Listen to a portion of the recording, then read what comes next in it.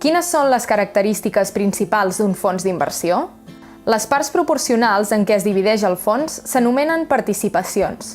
El nombre de participacions d'un fons d'inversió és variable, atès que dependrà de les compres i vendes que es realitzin.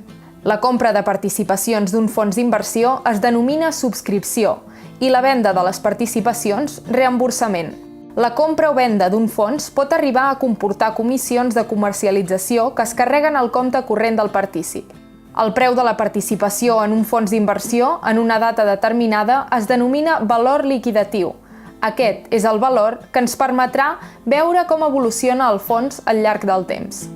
El valor liquidatiu es calcula dividint el patrimoni total del fons entre el nombre de participacions en circulació. Es publica diàriament. Així, per exemple, si les participacions del fons d'inversió tenen un valor liquidatiu de 100 euros i es desitja invertir 5.000 euros, l'inversor haurà de subscriure 50 participacions. A diferència d'altres instruments financers, com ara les accions, les participacions dels fons no es negocien a cap mercat de valors, sinó que la societat gestora del fons és qui ven i compra les participacions.